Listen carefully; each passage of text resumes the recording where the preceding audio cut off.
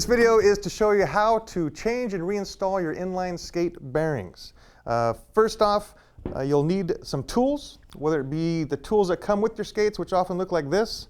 I strongly recommend getting an aftermarket tool, whether it be a Sonic Pro tool. Rollerblade has a good one. You often see ones like this that come with your skates as well, but makes it a lot easier to get your bearings out and save some injury and saves from damaging your bearings and spacers.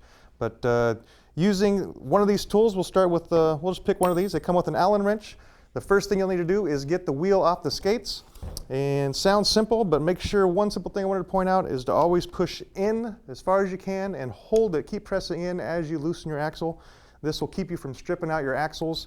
Some skates are made with nice light aluminum axles, and if you're not pushing in while you're loosening, it's very easy to strip it out, and then you'll end up having to replace your axles as well. So make sure you're pushing in while you turn to loosen and tighten. That way you could prolong the life of your axles and not strip them out. Once you have your wheels removed, like this, bearing removal is somewhat determined by the spacers that come in between the bearing. You have a bearing on either side of the wheel. In between those bearings are your bearing spacer. You have two different types, whether it be a long sleeve spacer or a short sleeve spacer. And if you don't know what's in there, the one easy way to do it is simply shake the wheel. You'll have a little sound in there. That one's obviously floating. A fixed long sleeve spacer is not going to make any noise. But to get the spacer out, you simply use your tool. Again, the one that comes with the skates is not going to work real well, so you need an aftermarket tool. With a floating spacer, you're simply going to slide your tool through the center of the bearing. You don't want to go too far, because if you stick it all the way through, you're going to be hitting the wall of the bearing on the other side, and there's nothing to pry on. What you want to do is simply slide it about halfway, because you're slowly going to put it in the center and rotate your wheel and slowly pry your bearing out. And there you go, the bearing's in there. So then you got the floating spacer sitting in the middle, voila.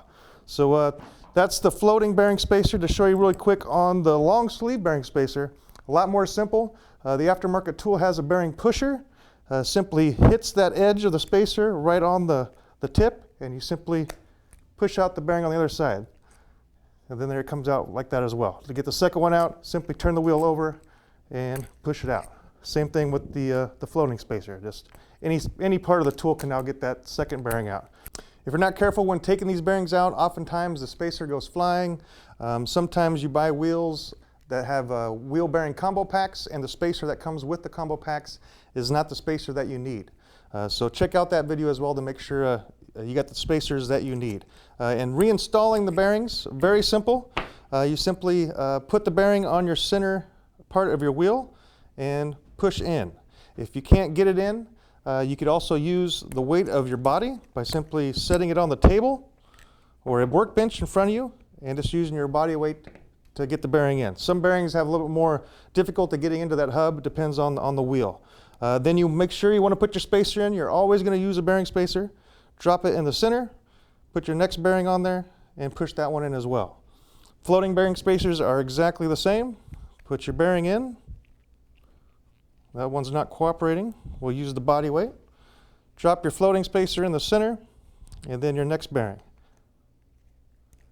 We'll use body weight again for that one. That one, the floating spacer is not quite centered. There we go. So now you got that floating spacer floating around in there. So that's a quick way to change and reinstall your bearings. I'd like to thank you for watching. Check out our other videos right here at inlinewarehouse.com.